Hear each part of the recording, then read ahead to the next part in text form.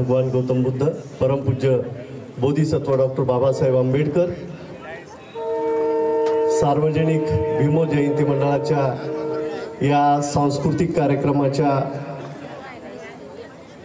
कार्यक्रमाचे मुख्य मार्गदर्शक आपणा सर्वांचे आदरणीय पूज्य भदंत उपगुप्तजी महाथेरो, पूज्य भंते पय्यामजी यांनाही त्रिवार वंदन करतो। या विचार मंचावर उपस्थित असलेले या कार्यक्रमाचे सन्माननीय अध्यक्ष, एक अत्यंत समाजशील असं व्यक्तिमत्व, धार्मिक सांस्कृतिक क्षेत्रातील समाजशील व्यक्तिमत्व आदरणीय हिवाळे सर, या विचार मंचावर उपस्थित असलेले प्रमुख वक्ते माननीय प्राध्यापक आर.एस. यादव सर, या जयंती मंडळाचे सन्माननीय अध्यक्ष उत्तमरावजी खंदारे,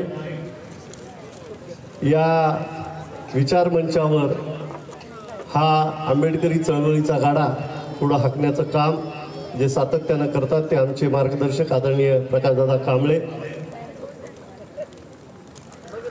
बौद्धाचार्य त्र्यंबक कांबळे, या कार्यक्रमाचं सूत्रसंचालन करणारे आदरणीय प्राध्यापक वायवळ सर, उपस्थित सर्व सन्माननीय नगरसेवक, जयंती मंडळाचे सर्व पदाधिकारी, सर्व भारतीय बौद्ध महासभेचे पदाधिकारी, सर्व उपस्थित बंधू आणि भगिनींनो, अधिकचा वेळ घेणार नाही, फक्त प्रास्ताविक एवढ्यासाठी असतं की पाहुण्यांना या कार्यक्रमाची थोडीशी माहिती व्हावी, या अनुषंगाने ह्या प्रास्ताविकाचं प्रयोजन आहे।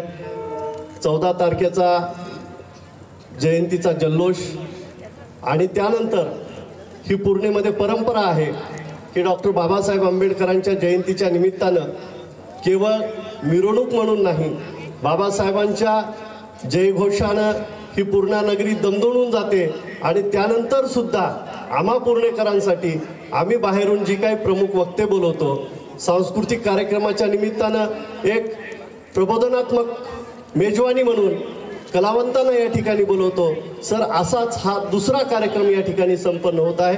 पहिला कार्यक्रम डॉक्टर बाबासाहेब आंबेडकरांच्या पुतळ्यांच्या समोर आपण सर्वांनी अत्यंत चांगल्या पद्धतीनं तो ग्रहण केला आणि याही दुसऱ्या पहिला या ठिकाणी महात्मा फुलेंच्या जयंतीपासून सुरुवात झाली।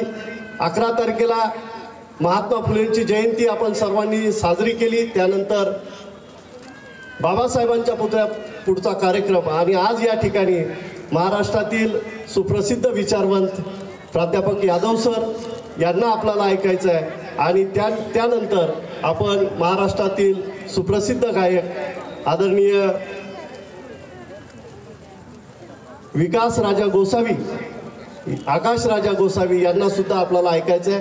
तेव्हा या आंबेडकरांची बाबासाहेब आंबेडकरांची जयंती साजरी करत असताना हा सांस्कृतिक वारसा आणि वैचारिक वारसा हा पूर्णेकरांसाठी येणाऱ्या जयंतीपर्यंत राहावा, एवढाच उद्देश या जयंती मंडळाचा असतो।